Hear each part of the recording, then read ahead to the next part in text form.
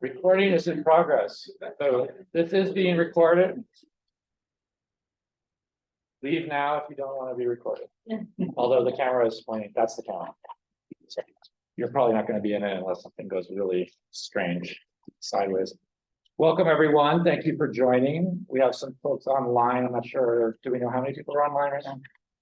12 people online. Welcome to you, and welcome to all of you who braved real life to get here. Traffic. Tacey, you drove across the state, I think. Thank you for that. I know it's not easy sometimes to get here, so I really appreciate that you made it in person. I'm Grant Ballard. I'm Chief Science Officer here at Point Blue. Just want to frame this up a little bit, just so you know, we're going to have basically different phases. There's going to be a land acknowledgement at the beginning. There's going to be a little bit of more introductory from me. Then Peter's going to give his a presentation of about 10 or 15 minutes, and then we'll have some conversation that'll be facilitated by Zach for about probably 15 minutes, and then we'll have an open conversation, and we'll just see how that goes. So there's going to be a little bit of spontaneity involved at the end. So again, this conversation is being recorded, and I would just want to invite our newly appointed Secretary of the Board of Directors and longtime supporter, Nick Tipon, to come up and do a land acknowledgement to start us off. As some of you know, not only am I on the board, but also I'm a member of the local Native American tribe. Get up on camera since it's online too. Yeah. There you are. Thank you. So I'm on the board and also a member of the local tribe. And we traditionally give a land acknowledgement to kind of remind people that we're not the first people here, that other people have been here for about 13,000 years or so. This is what my tribe uses as our land acknowledgement. We meet today on the unceded ancestral lands of the Southern Pomo and Coast Miwok indigenous people, represented today by the Federated Indians of Great Rancheria. On this land, my ancestors, all plants and the animals, lived in harmony and with mutual respect. Thank you. Thank you. Okay, so why are we here today? While I was away in Antarctica last year, something really big happened, and I didn't know about it at all. It was really surprising to come back and find out that ChatGPT had been unleashed. I kind of knew it was coming, but I didn't know exactly what was coming. And it really has been a paradigm changing in lots of ways for lots of us. It's quickly become part of many of our daily lives, but at the same time, there's probably some of us who don't use it at all. That's still a thing. So some of you are like, yeah, I use it all the time. Some of you are maybe like, I don't even know what you're talking about. So we may or may not help you with that today, but you've got a really good person to ask about it. We've been using what people call artificial intelligence in some ways for many years in conservation, specifically machine learning. And we have some experts in machine learning in the room, including Sam Velos and Leah Salas. I've used it to help with conservation planning in the Southern Ocean. We've used it to detect species and identify species and even count animals. And there's lots of examples that we can talk about if you're interested in getting into it later. But we're still in the early stages of figuring out what can be done with generative AI in particular, which is sort of the next level, and how this all fits together. But it has the potential to, I hope, increase our conservation impact and maybe make a big difference. And so that's what we're exploring right now. So we don't have the answers to how that's going to happen. We might have some inklings, some ideas about where this is heading. We can give some examples of what we're trying, but we're here to learn. And I think the sort of overarching message is how can we best use AI to accomplish our vision that there's still going to be wildlife and human populations thriving and the ecosystems that they require in 50, 100 years. How can we make the most of this opportunity? So I think that one thing that I've been learning from AI is that it's better not to think that you have all the answers going into it. which has probably always been true, right? But this is a big reminder, and so I'm retooling how I approach science into really focusing on what are the right questions to be asking. How can I be more ambitious? How can we all be more ambitious in leveraging this by finding the right questions, daring to ask the right questions, and then seeing where that leads us. So in this context, we're very, very lucky to have Peter with us. Dr. Peter Norvig has been serving as a board member of Point Blue for many years now, and he's a member of our science advisory committee. And I don't know how we got so lucky, but thank you so much for that. He is truly a pioneer. I mean, if you haven't looked him up on the internet, there's a lot to find. And I'm not going to go through it all, but he is literally a pioneer in artificial intelligence. He literally wrote the textbook that introduces the concept and paves the way for college students around the world. And he is passionate about education in general and leveraging computing resources and AI to improve education. He's challenged me and us to think bigger, and he's really the reason that I think that we're having this conversation, because we do need to think bigger, and he can help us. And so when I see him at board meetings or whenever I get the chance, I ask him what he's up to. And I remember one time I asked him what he's up to, and he said, every time it's something different. One time he's figuring out how to track all the asteroids and meteoroids that might hit Earth using computing systems to automatically keep us safe. And I had no idea that he was working on anything like that, and it kind of blew my mind. I was like, okay, that's different from what I was doing today.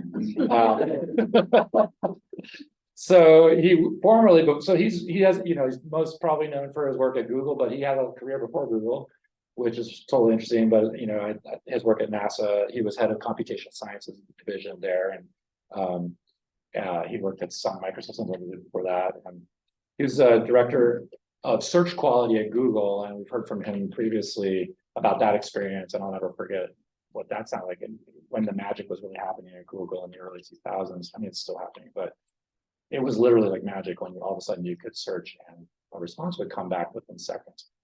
He was leading search at Google when that search quality when that happened, and they were doubling the speed of it, searching the entire internet every few months and then weeks, and then did it get down to days at some point? I think that was the standard they were setting. He had an online course, I think maybe the first online course in AI, maybe of any or any kind of online course. I'm not sure, but there were 160,000 students enrolled in that course, and he sort of paved the way for now what's happening. And what would COVID have been like if there hadn't been any work done on how to do online teaching before that? Massive contribution. So he has retired from Google. He continues to contribute to the field through many professional affiliations and including one at Stanford Institute for Human-Centered AI, where he's still teaching. Peter's also a passionate advocate for conservation. I think that's probably has something to do with why he's with Point Blue as he is. It's not easy to be a board member. There's a lot of we ask a lot of board members, but he's a wildlife photographer, and you can find his photos online. They're really amazing. And he loves word puzzles, and he's written a bunch of code for those of you who are coders that kind of set the standard, I think, for at least raise the bar on how to think about programming. I uses word puzzles as an example, one of the case studies. And I think he loves Wordle, but I'm pretty sure he cheats at Wordle. How do you cheat at Wordle? He'll tell you, but look at his computer code and you'll know why he wrote it. So as we gather here, let's extend a warm welcome to Dr. Peter Norvig. He's a visionary who's shaped the course of artificial intelligence and continues to inspire us with his dedication to conservation and education and all the other things I mentioned. His contributions have enriched us in so many ways that I'm sure we don't even know the beginning of, and I'm looking forward to your remarks. Thank you, Peter.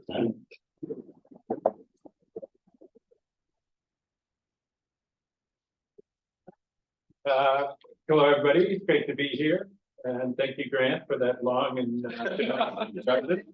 I would have gone for the shorter introduction, which is I was doing AI before it was cool. And I guess so the first thing I want to address is, what is AI and how is it different? And why do we even need that? Because When I think about AI, I think about it as analyzing data. And we already had the field of statistics, and that was their job. And making good decisions. We had the field of operations research, and that was their job. So why do we need a separate field? And I think the answer is, if those fields had been more accepting to a wider range of problems, we wouldn't. But like most fields, nobody wants to change. They want to keep doing what they were always doing. And so AI is really the field that addresses the messy problems. We used to have this distinction in AI of the scruffies versus the neats. So the neats were the ones who focus on mathematical formulas, and the scruffies are ones who just wrote programs and hope they worked. And I was always a scruffy. And now everybody's scruffy because these large language models, nobody understands how they work mathematically. Just go out and do them. So I think that's what AI is for, is tackling those types of problems. And in science and conservation, we have a mix of those, right? So there's some science problems you can answer quite precisely. When is the next eclipse going to be? I could probably dig up my high school physics and I could probably do that calculation and come up with the right answer. There are other problems that are much harder. So we've done some work on predicting floods. And in some sense, it's the same kind of physics, right? You know the viscosity of water, you should be able to get the answer. But the problem is, you don't know where the water is flowing. It's not like there's a pipe that is 3.7 inches in diameter. There's some terrain out there, and it changes every time it rains. And now I want to predict what's going to happen when we get this much rainfall tomorrow. And so physics equations are good for going forward. You tell me the initial conditions, and I can tell you what's going to happen.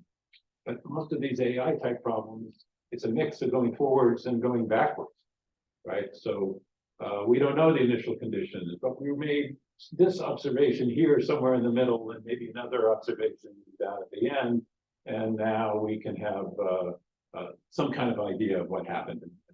So that's what AI is for. And I should say, there's a perfect example of that, not too far from here, right? So we built these mathematical models to do flood prediction.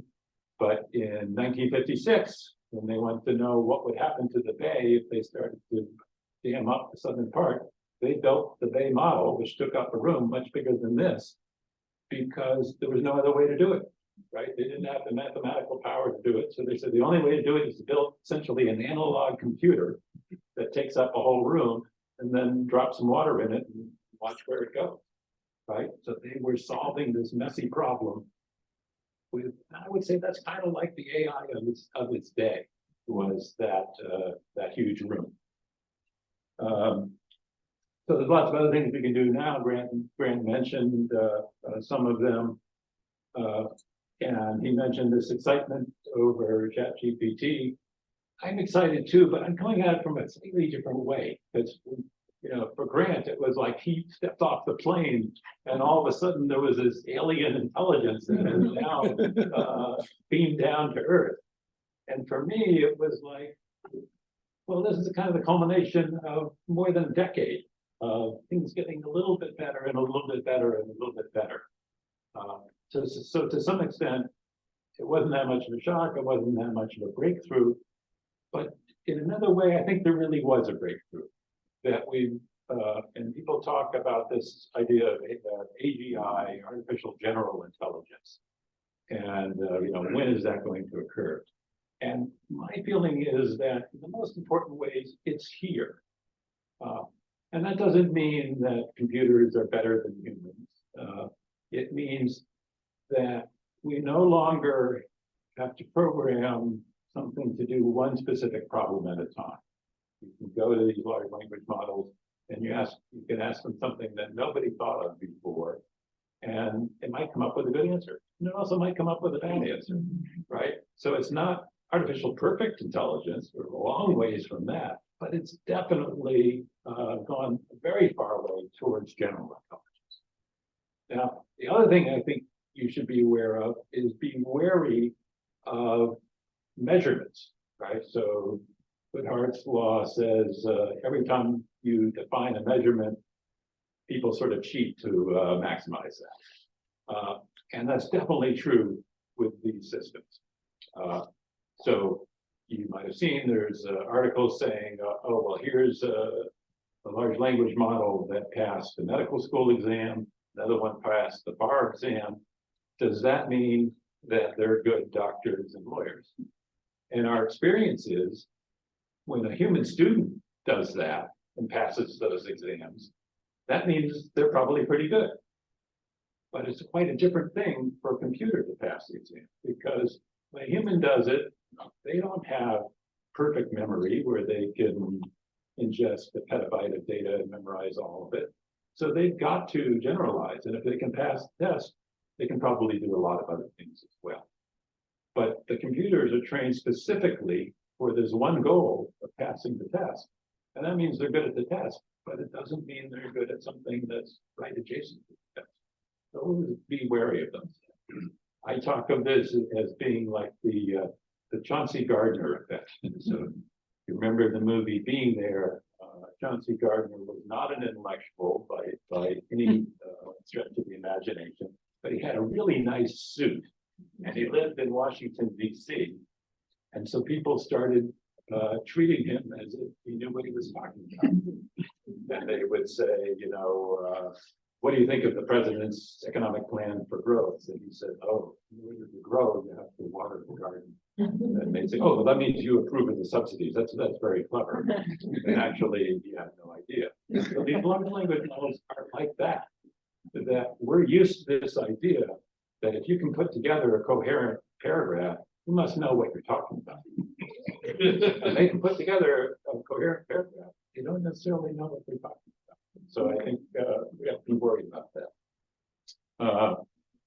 Let's see, I had a long list of places where it can help, but maybe we'll just get into that more in the Q&A. So the last point I wanted to make is, so one, you know, I think we're faced with an incredible technology here. But the incredible technology is not just the computers. What it is the technology that we invented 5,000 years ago of language. And to me, it's one of the biggest surprises is how much of the world is well represented by just the stuff that we've written down.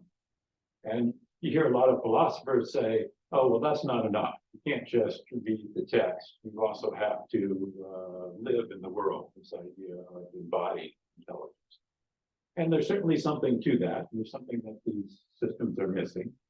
On the other hand, there's lots of other people who have very limited embodied experience. So Alan Keller didn't have very good sense capabilities. People are paraplegic who are confined and have no mobility, yet they're still perfectly intelligent. But the amazing thing is that all you have to do is read what we wrote down, and so much of what happens in the real world is represented. And I think that that's a lot of how these AI systems work, is this idea of compressing everything that's known just the right amount, right? So you take everything that's written down and you say, I'm now going to feed this into a computer, and I'm going to compress it by having the amount of memory that the computer gets. We call them parameters, but it's just sort of how much they can retain. And then the computer has to decide, how am I going to squeeze everything that I read into that certain amount? And if you give it too much, then all it does is memorize what it has, and it doesn't generalize very well to something new. And if you give it too little, then it can't retain everything that it has. So sort of the trick is to get it just right. I gave a talk for Parents Weekend at the college, and so I said, you know, the lesson to that is, to you parents, when your kid asks for more money, you don't give them too much, but the lesson to the kid is, well, you gotta give them some. Right? So we got to get that just right. And to me, it's amazing that it works so well in terms of just read a bunch of language, you do self-supervision, blank out one word at a time, make a guess, and now you come up with a language model. I think another thing that's really interesting is what other techniques can you use to constrain that better? And one of the really interesting ones is connecting through other languages, right? So English or other natural languages, Spanish or whatever, has the property that there's lots of it out there, so you can learn from them. But computer languages have the property that you can actually run them and get an answer, and you can see if they're right or wrong. And so a lot of the systems that you're seeing now will generate computer text as an intermediary form, even when they don't have to. So like systems that answer math quizzes, they could have done that just by generating English and mathematical equations. But the problem is nobody can verify whether those are right or not. So instead, they generate a computer program, they run the program, either it fails, in which they know they have to try again, or at least it gives an answer. And then they can do things like say, well, let's try 10 times and we'll take the majority rule answer. And when you do that, it usually works. And so that's sort of amplifying the capabilities that the system has because there's this external check. And one of the things that's really interesting is coming out of that is they do really well again on these tests. They say, you know, here's 20 problems. Oh, look, I got the right answer for 19 out of 20. That's an A. But then when you ask the system to explain themselves, they do much worse. And because the answer is any one of the many solutions it came up with probably had some bad reasoning somewhere, but some of them accidentally got the right answer. And so they combine all the ones for the answer, but there's no easy way to combine the explanations. So we got a long ways to go to really figure out what's going on. But it's an amazing technology. It's an exciting time to be a part of it. So why don't we bring on Zach? Great.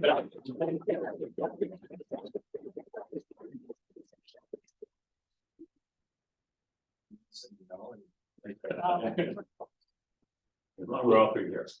All right. Hi, everyone. I'm Zach Warno, Communications Director at Point Blue. I'm thrilled to be here along with Peter and Grant. Hello to everyone joining remotely. Thanks for joining us. A reminder to our virtual crowd, we'll be doing audience questions in a little bit. Use the Q&A function in Zoom to submit those questions. And a reminder for those of you in the room, start thinking about what questions you have that you'd love to put Peter and Grant on the spot for.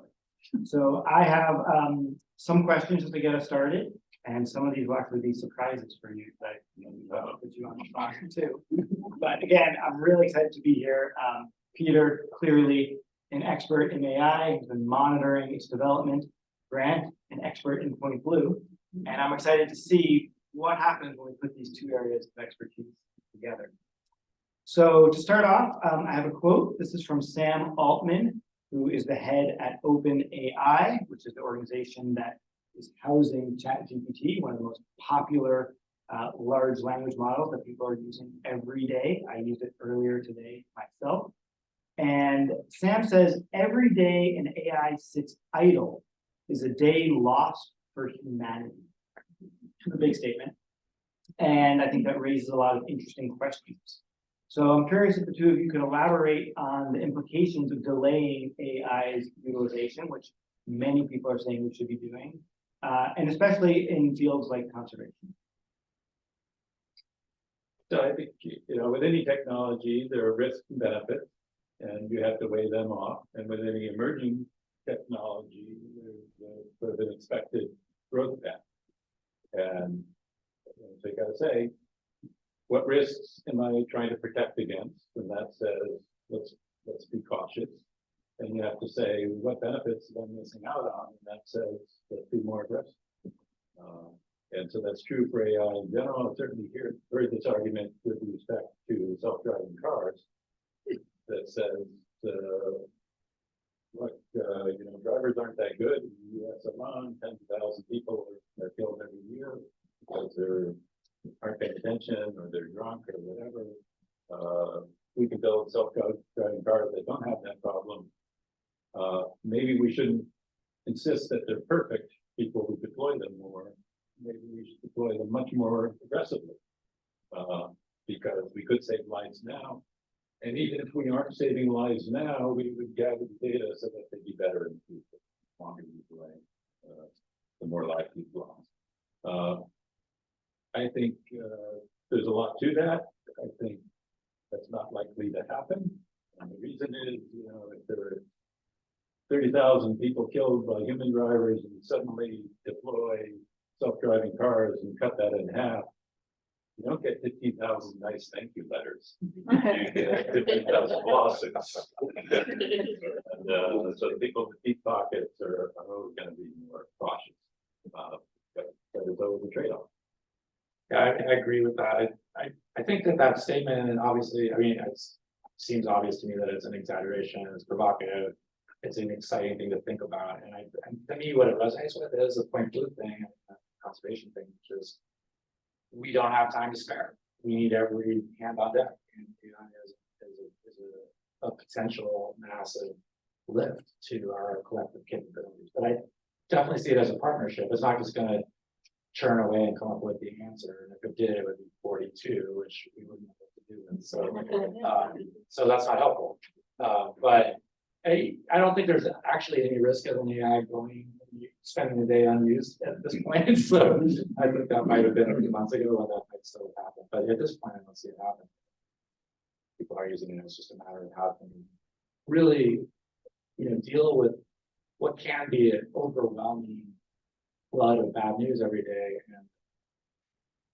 and loss of hope around conservation as a goal. And I think that this might be, seems to me to be an opportunity for some fresh energy and bringing more people and more brains together to actually get something done. Nice. I want to bring us a little out of the clouds and onto the ground. And so what I think would be great is to hear from both of you about some concrete examples, either how you're using AI today or how you could imagine using AI in a year, 3 years, 5 years to do the work that, Grant, you most want Point Blue to be doing, or more broadly for the both of you, you most want the field of conservation to be doing. So thinking about particular data sets that you're aware of that you can't quite work with yet, let's get to some real world examples. So I think one area that's really fun is visual learning. So the ability for a machine, like a remotely operated vehicle, to be able to take in information and make decisions based on how you trained it, and heightening the efficiency of the opportunity that machine has, which is basically some kind of sensor or sensor network that's traveling through, or even just sitting in space somewhere where we want to learn more. So, for example, we have some robots that are submarines that have been trained how to identify coral and coral disease, different coral diseases, as well as in some cases starfish that eat coral that we don't want to be, invasive species like that. Also fish, rare fish now that used to be common fish that we want to bring back to the ecosystem. So we're able to train, and we have graduate students that are training these robots to actually recognize specific species and make decisions about what to do when it sees that species. So, for example, to see a Nassau grouper, which is essentially an extinct species because of overfishing in the Caribbean, and decide that it's going to abandon whatever survey it was doing. Might have been doing some kind of lawnmower grid to map the coral, but we've told it if you see a Nassau grouper, follow it and map its home range.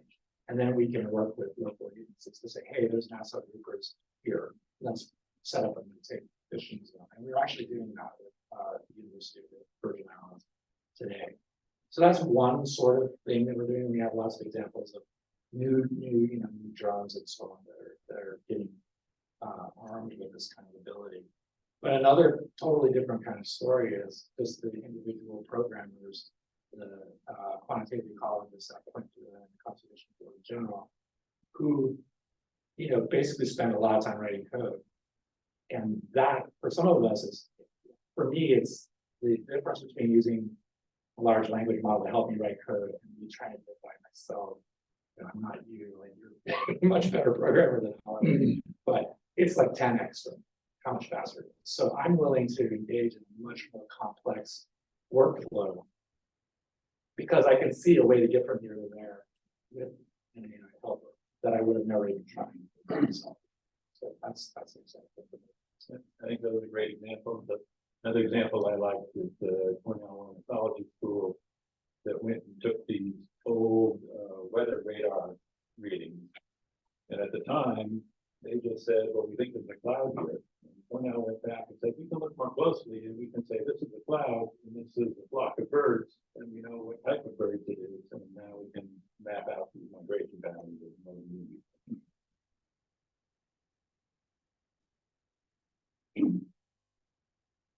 What scares you, if anything, about a more widespread deployment of artificial intelligence? Okay, so the quote from Eli Yudkowsky is very negative on all this and scared about everything. So I disagree with most of the things he said. But one thing he said was every year the IQ required to destroy the world gets lower. I think there's something to that. So it's getting easier, like you were saying, you're 10 times more effective as a programmer. That's great, but it means the bad guys are 10 times more effective too. And Anthropic, one of these AI companies that has their own chat model, they did a study where they brought in experts in bioterrorism and said, how hard is it to make a pathogen that's going to kill a lot of people? And they said, well, fortunately, there's some steps that are not widely known. You do an internet search, you won't find them. You really need to get a PhD in biology to be able to put them all together. So that's one thing that's been helping to protect them. And they said, okay, well, let's go to language models and start seeing if it will answer it for you. And on the one hand, there's sort of these protections that are built in where it's not supposed to answer things like that, but there are ways of trying to get around it. And then the other part is it just doesn't know all these pieces. But they did some more experiments and they said, the future version, a decade from now, might be able to put it all together. And maybe somebody could build that on their own. And so maybe more of these things that have been hidden become more accessible to the bad guys. And I think, we've sort of been relying on this idea of saying, if it's really easy to do this, maybe somebody's going to do it. So hopefully the really bad things will be hard to do. And kind of this socialization process will work. That if you spend 5 years getting a PhD, maybe you're socialized enough to say, well, I probably shouldn't use this knowledge to kill everybody. But that may be breaking down, right? Both in terms of the social trust that we have and how people work together and trust each other. And then also in terms of, well, maybe it doesn't take 5 years. It only takes 5 days to get the knowledge that you need. So that's weird.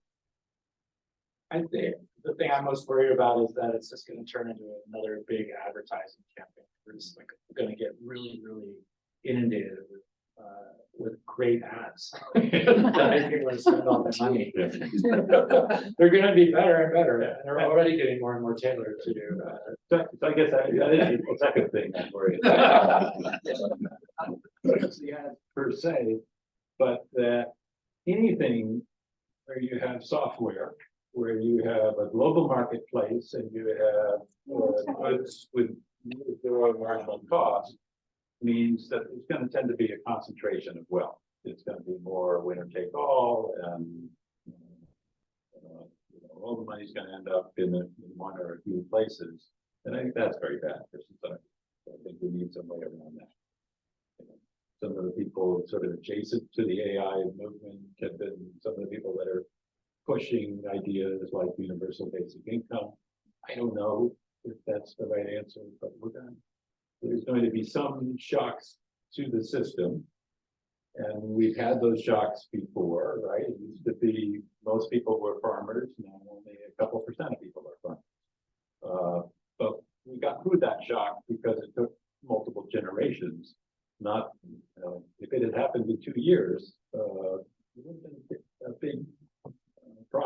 the system. And so I think that speed of change, and speed of disruption, is another thing to worry about. One thing I didn't hear either of you mention that I'm worried about is the false sense of certainty you often get working with these large language models. And so I'm frightened of people making really bad decisions based on misinformation. And so I'm just curious if either of you have a response to that. You type in these questions into ChatGPT, it gives you this very declarative answer. There's no error bars on it. There's no, I suggest you double check before acting on this knowledge.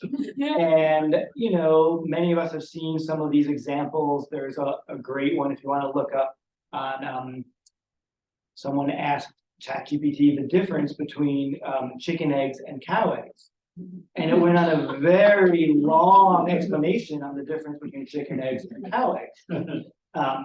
So it's flawed, but if you're not paying attention and you don't ask something as egregious as that, you can end up with, I think, a false sense of real important, clear, actionable information. So curious if you have any responses to that. After that, I'm going to do one last question and then open it up to all of you and those of you joining remotely. So Zach, you feel that way because you're a sensible, rational person who makes decisions based on data. And most people are not like that. Most people see a video on TikTok and say, this must be true. And so for them, the fact whether they're getting their propaganda from a TikTok video or from a large language model, I don't think that's going to change their viewpoint.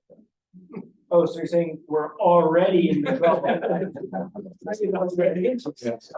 That started a long. Flat Earth movement and everything else. So I just want to point out that cows do have eggs. And it's not reasonable to have a pretty long discourse about how they're different from chicken. But in any case, I've developed, you know, a relationship with ChatGPT. I'm saying not a romantic relationship, but a scholarly relationship. And the thing about these models, I mean, we're just getting started with this, but there's a sort of growth in it right now. It's exponential around really tailoring the tool to the purpose that you need it for. And that's something that I've been spending a lot of time on, is really training various language models to really be responsive to what I need it to be responsive to. So they know when I'm there that I'm interested in conservation, I'm interested in climate change, I'm interested in programming in very specific languages. It doesn't give me the answer in C, it gives me the answer in R or Python, because those are the languages I ask it about. I never ask it about any other languages. For you, it's probably Lisp or something. Anyway, I think there's a lot of promise in that. And yes, you have to treat it all with a lot of skepticism, but you really should treat every single thing you see on the internet with a lot of skepticism. And that's been true for a long time. Great. So last question here. Here at Point Blue, one of our big priorities is training the next generation of conservation scientists, conservation educators, conservation restoration.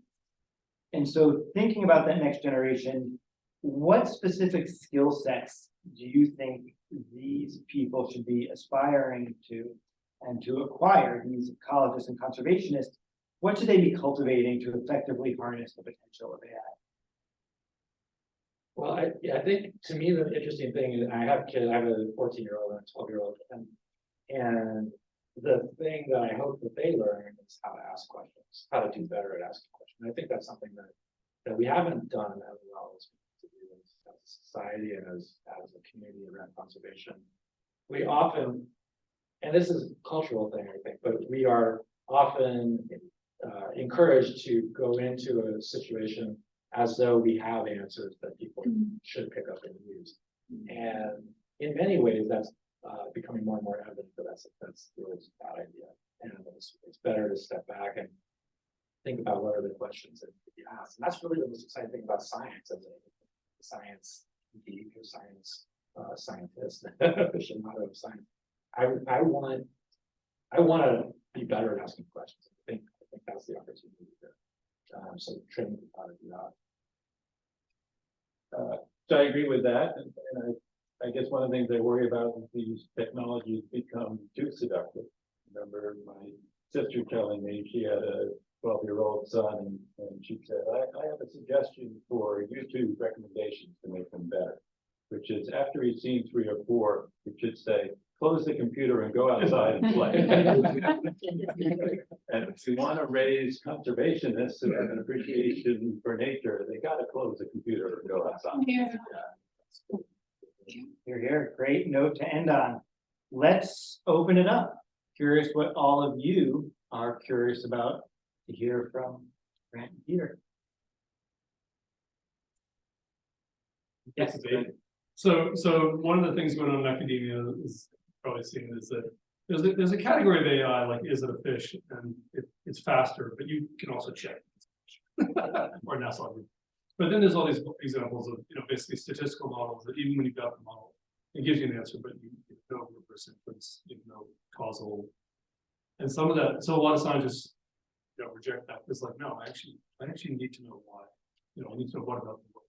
So as a science-based organization, are there kinds of uses of AI which, even if they were right and actionable in conservation, they don't pass a test of sort of interpretability and causal inference that, whether or not you want to publish is something separate. But are there uses where that sort of scientific needs become in conflict, but just like if it works, let's use it? I'm going to repeat the question just to make sure the remote audience can pick it up. I'm not sure that how many closer to the microphone you were. And forgive me if my summary doesn't quite capture it. Are there any uses of AI that may not be acceptable for an organization like Point Blue or anyone else in the scientific community because the AI might generate answers without having enough of a paper trail, so to speak, to reverse engineer how it got there and not having sort of the trust in the integrity of the process to get to that answer? I think there are, and I'm not sure how at risk we are of actually doing that, but so that's a good question in that sense of really making sure we explore that. But I think a lot of what Point Blue does is look for mechanisms of change, right? Being able to understand why exactly, right? Why, not just what, but why. Because why matters a lot when conditions are changing. Right, so whatever these models are trained on may not be relevant 5 years from now or even tomorrow for that matter. So if you don't understand why, for example, a specific population of animals is declining and another one is increasing, you just know that that's what it is doing. Then it's almost useless to know that. What are you going to do about it? So the why is super important. And so to the extent that you can, as a scientist, design a study that reveals why, right? An experiment, or maybe you get lucky and there's a natural experiment or something like that, and you have a hypothesis that you can test. You can use the tool, the AI, to help you evaluate that. But asking the AI to actually do that evaluation or to set up the experiment, I don't know, maybe you could actually. This is the thing, you could actually get the AI to design an experiment for you, but I haven't done that yet. I think that there's always a trade-off of empiricism versus rationalism, and I think as scientists we need both. I remember 20-something years ago, we had this system at NASA that took the spectra from different stars and tried to classify it. So it had sort of no scientific reasoning or explanations, it was just grouping them together. And then we showed it to the astronomers and they said, oh, this is pretty good. We call this red dwarfs, you got that, you classified them well, and this one's called blue dwarfs, and we did that one well. This group, that's not right, you made a mistake there, that's wrong. And then somebody else said, well, wait a minute. We don't have a name for that, but maybe we should. Right. And so there's always this kind of back and forth between these two approaches. I think you're right that AI is not always ready to do all of it, but it can be a partner and it can raise questions that we can answer. And I also got to say, there is this big push for explainable AIs, and that's the big problem. But I don't think that's the panacea. I think the better you can have an explanation, the better it is. But it's not always going to be the answer. And, every day the stock market goes up or down. And there's a guy that has an explanation. But you know for sure that if it had gone the other way, he would have had just as good an explanation. So I don't have a lot of trust in it. That's fair, that's good. I saw a hand over here first, and then we'll go over to you. Yeah, my question is very related, so I'm happy to give you my question, which on that, what you're talking about, the opposite direction, which is protecting the national park. And I'm at some of the early explorations that I've done in other places in my life have revealed that one of the dangers is derivative information.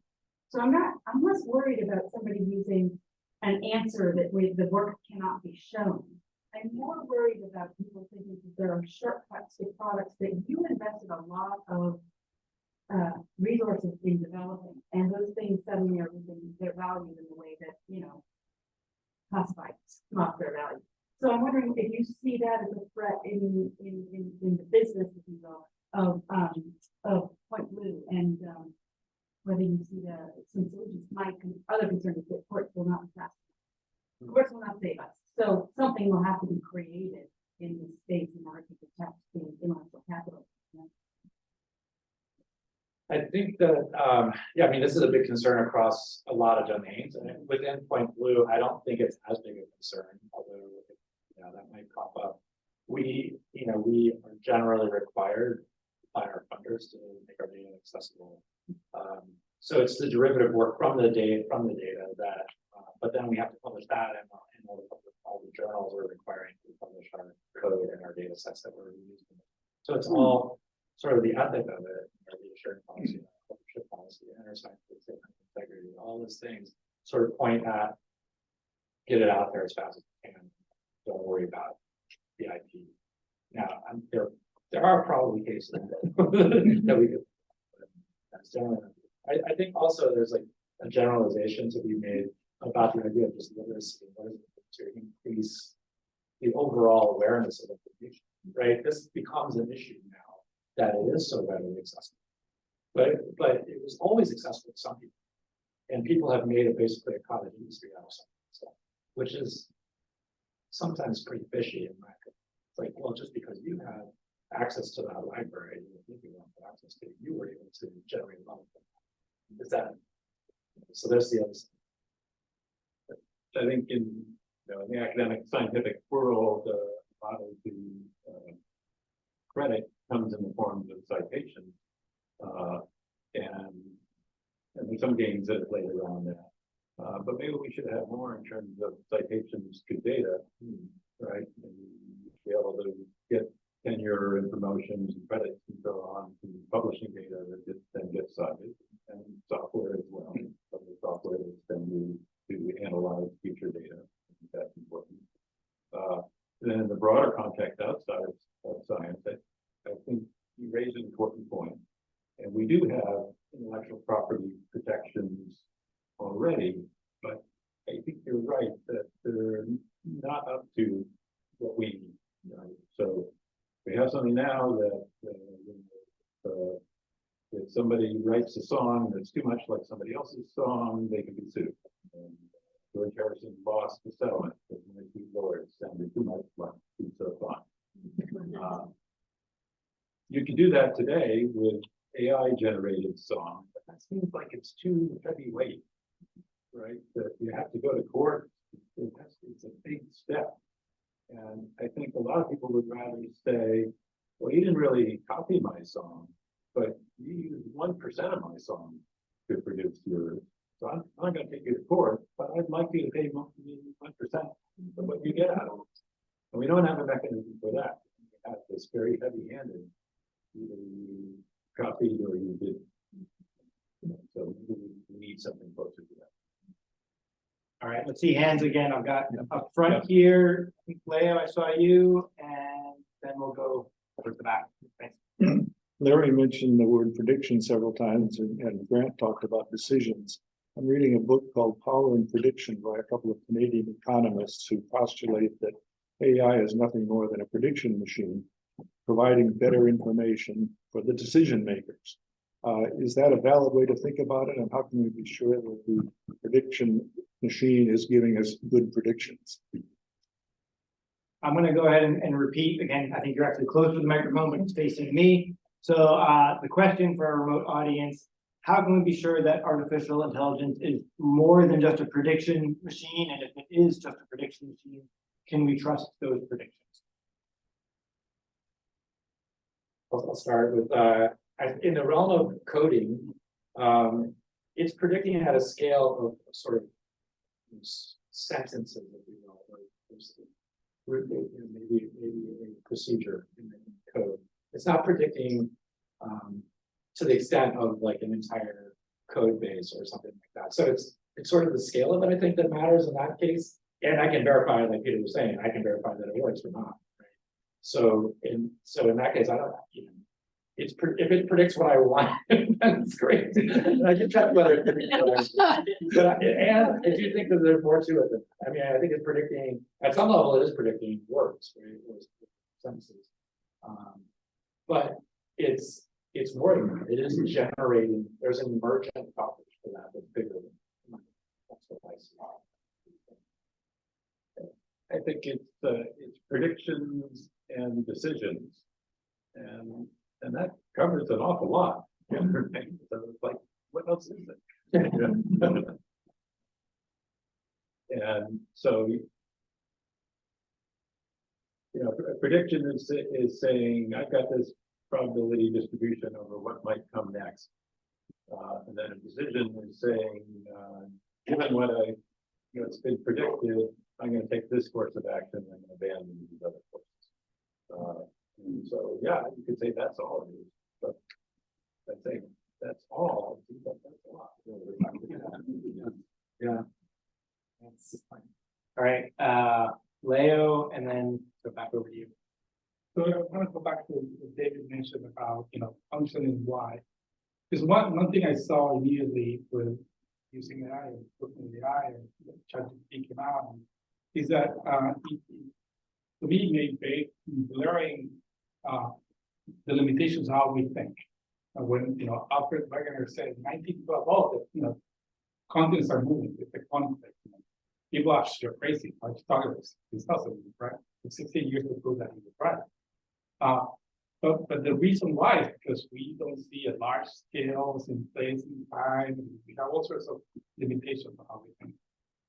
These machines can find correlation in data that we couldn't even imagine were there. We are exploring some, trying to use that for. So I wonder how this.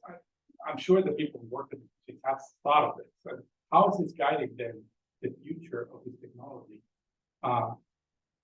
In terms of how is it going to be better at mimicry, for instance, how humans make decisions, how they guide us in understanding what we're missing and how we can then address that to do better conservation.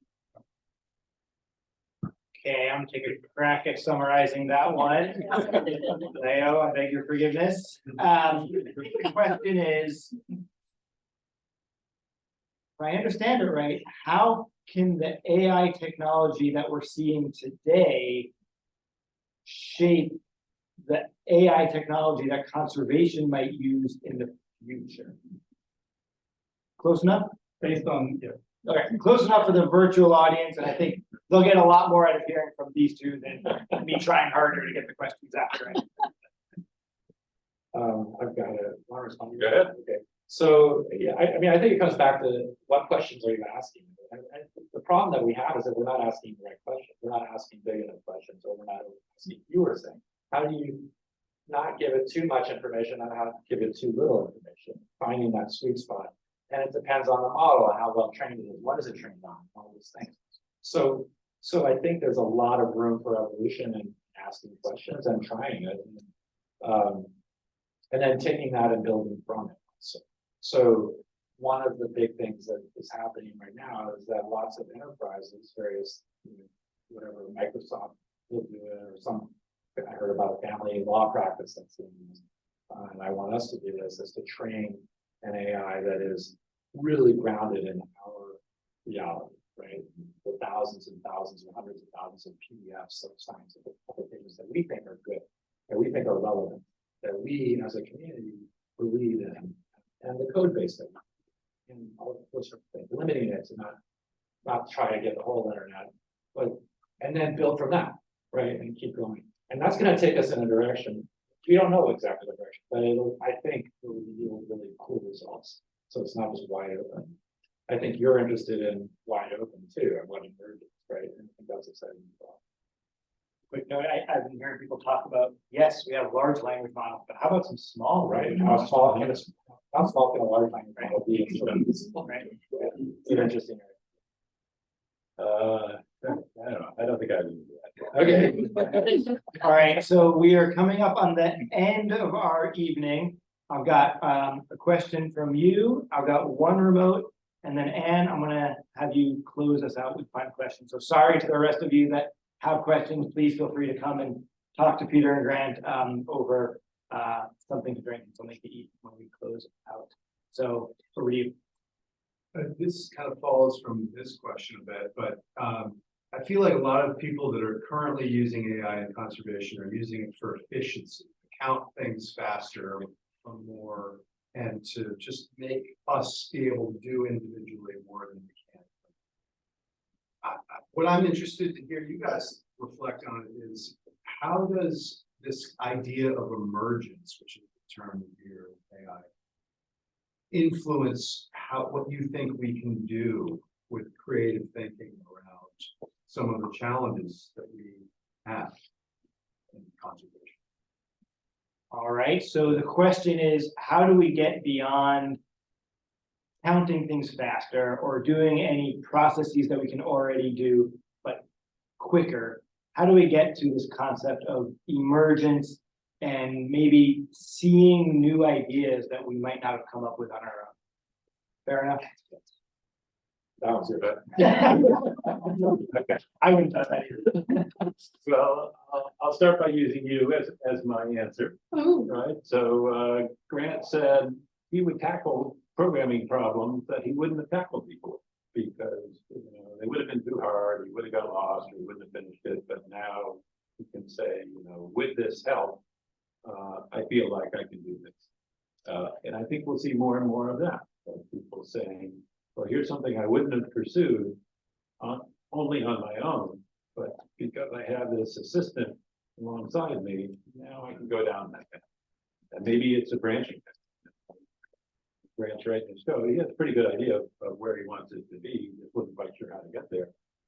Maybe somebody else will say, I don't know where I'm going to end up, but here's an exploration. And if I had to go out and read 1,000 pages before I got started, I wouldn't do it. But if I can ask some questions and say, what 5 pages do I have to read? And then I'll ask some more questions, then you can start exploring. And maybe you come to something that you wouldn't have had the bravery to go down that path without that assistance. A quick comment that I'd love to hear from Grant. I mean, I think, Peter, what you're saying is really encouraging to me. You're saying there's still something inspiring about the human mind. And so that if what these tools let us do is use the human mind more effectively, then that's pretty powerful in and of itself. And that maybe we should be looking towards that instead of for the artificial intelligence to be coming up with new ideas that helps us get to those new ideas, then they're doing a great job.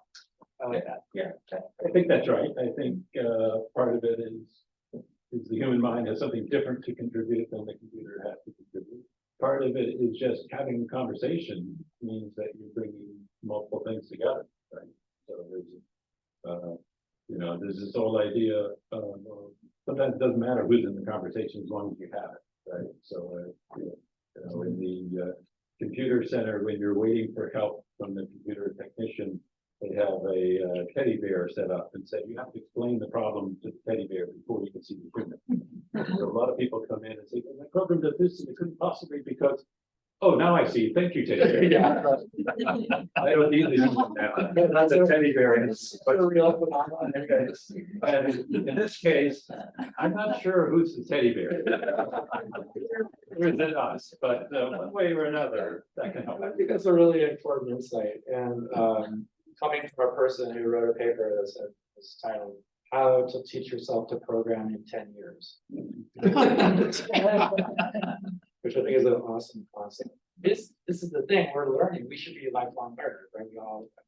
This is something we talk about all the time, and this is a tool that can teach us more about ourselves and more about and take us into places that we can't predict. So I am learning things that I didn't even know I wanted to learn through this process. Always questioning, always skeptical, but kind of amazing how it does with that and that back and forth. That sort of, yeah, sometimes it's the teddy bear, sometimes I'm the teddy bear. I think that's really important. Excellent. Well, I just got a note from the anonymous attendee who had submitted a question saying that their question was answered. Great. Yeah.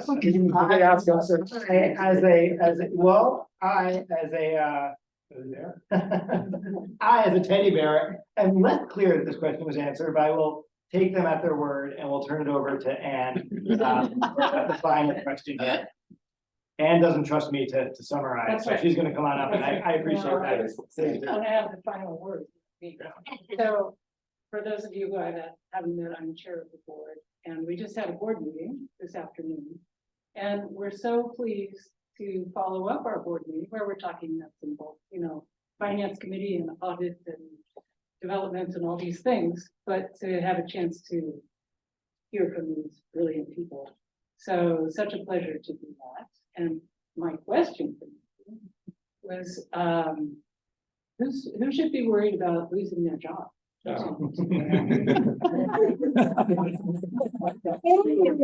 then I'll check back this. Thank you. And it's so nice to have so many friends in the room as well as our board members. So thank you all.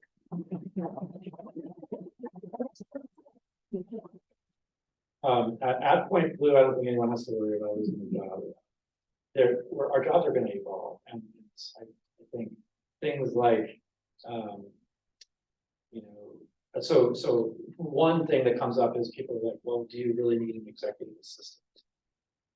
So unfortunately, we lost our executive assistant. So that's not the way gone. But I want that back. So I've asked large language models to help me plan trip itineraries and stuff, and it's just not the same. It doesn't work for me. I want a human in that. So that was one that you might think is a risky one. But it's things like just even little things like there are jobs that are I'm giving to the AI that I wish there had been. But things like, will you please read this very, very long email? It seems to be very emotionally heavy and I'm not sure what they're trying to say. Will you please read that for me? Just summarize it into like 3 bullets that I need to read. Seriously, 5 seconds, done. It's great. Oh, that's great. So I think every time we've had new technology that creates wealth, there's more money and salaries to go around and people get jobs. And as we talked about a little bit before, the problem is not, are there enough jobs to go around? The problem is, what's the rate of change and how fast you're going to be displaced. Maybe you end up someplace better, but the transition to getting there is rocky. So I think it's people who aren't willing to change are the ones who will be in trouble. People who are willing to change and be adaptable will be fine. Excellent. Well, on that very positive note for all Point Blue employees, none of us have to be worried about our jobs. I think it's a great note to end on. Yeah, why don't you close us out? All right. Well, I hope we will continue the conversation after over a drink and some snacks maybe, and ongoing. So I mean, I really want to hear from you if you have ideas about what we can be doing better, or if you have examples of good questions that I should be asking, or things like that. Please do reach out. I couldn't be more honored to share this space with you. Thank you so much for joining us tonight. But all right, well, thanks everyone.